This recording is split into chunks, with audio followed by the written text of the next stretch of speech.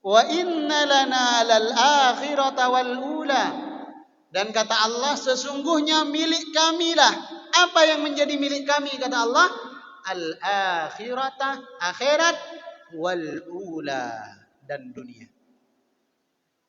Nah, ini jamaah, sebenarnya prinsip dalam menjalani hidup itu ada pada ayat ini. Kalau kita betul-betul meyakini bahwa akhirat itu milik Allah, dunia itu milik Allah, nggak ada masalah hidup kita. Selama ini kan kita harus cari muka di depan atasan, karena kan kita berasumsi yang mengatur dunia kita adalah pekerjaan kita. Yang mengatur kita di tempat kerja bos kita. Sehingga kita mati-matian ingin terlihat baik di hadapan bos. Kenapa? Kita menduga bahwa yang mengatur dunia kita ini, yang memiliki, mengontrol dunia kita ini adalah PT, perusahaan, atau apapun tempat kita mencari nafkah. Padahal kata Allah, bukan. Itu hanya perantara. Maka jangan kita sibukkan waktu, jangan kita habiskan masa hanya untuk terlihat baik di hadapan atasan, tapi kita lupa untuk menjadi baik di hadapan Allah Subhanahu wa taala. Banyak di antara kita yang mencari rizki karena saking sibuknya mencari rizki sampai dia melupakan Allah yang Maha memberikan rizki. Banyak. Makanya tadi ini Masya Allah,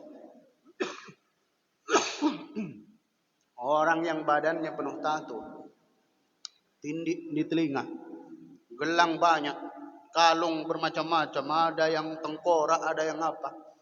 Tapi datang ke kita, Ustaz, gimana kalau kami mau sholat? Tato kami ini gimana Ustaz?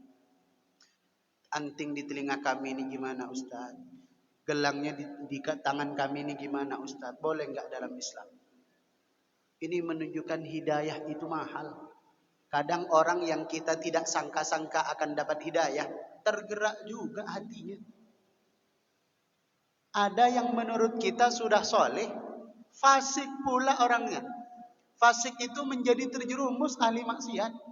Yang dulunya mungkin marbot, yang dulunya mungkin muadzin, yang dulunya mungkin imam. Bahkan ada seorang imam masjid yang saya nggak habis pikir. Seorang imam masjid di Batam, tapi cara berfikirnya keluar dari Islam. Kenapa saya tahu? Karena beberapa kali ngobrol dengan kita. Bukan hanya perbedaan mazhab. Kalau perbedaan mazhab itu remeh, bisa dibicarakan. Ini yang berbeda sudut pandang tentang akidah. Udah liberal bahasa kitanya. Padahal imam masjid masih aktif jadi imam masjid. Entah kenapa pengurusnya masih mau jadikan beliau imam masjid. Padahal cara berfikirnya sudah sangat liberal sekali. Menunjukkan bahwa hidayah itu mahal. Ada yang hari-hari di masjid dicabut hidayah itu dalam hatinya karena salah niat dalam ibadah. Ada yang sehari-hari di luar dengan tato, anting, kalung dan gelangnya tergerak untuk datang ke kita. Ustaz, boleh enggak saya sholat sementara di badan saya ada tato? Saya langsung jawab, lebih baik sholat meskipun bertato daripada enggak ada tato tapi enggak sholat. Ini orang bertato masih nanya gimana cara sholat. Sementara tetangga kita banyak yang enggak bertato, enggak sholat. Itu lebih teruk lagi. Itu lebih buruk lagi. Gimana gelang kami ini Ustaz? Hukumnya haram atau makruh atau gimana Ustaz? Saya tanya, apa manfaatnya? Terus dia menung lama. Apa manfaatnya pakai gelang? Apa manfaat pakai kalung? Apa manfaat ada anting? Agak lama dia diam. Saya agak takut juga apa kata-kata saya ini menyinggung gitu. Kemudian dia jawab, enggak ada manfaatnya sih Ustaz. Ya sudah. Kalau enggak ada manfaatnya dilepas saja. Kalau enggak bisa langsung semuanya, ini kan di kalungnya ada 3, lepas 2, sisain 1. Mudah-mudahan besok-besok dilepas semuanya. Ini kan gelangnya banyak nih, sisain 1. Nanti besok-besok mudah-mudahan bisa ditinggalkan semuanya. Ini tato, sekiranya enggak menyakitkan, hapus. Nanti saya kenalkan satu komunitas, hapus tato gratis. Ada? Karena hapus tato itu ternyata mahal. Hapus tato gratis.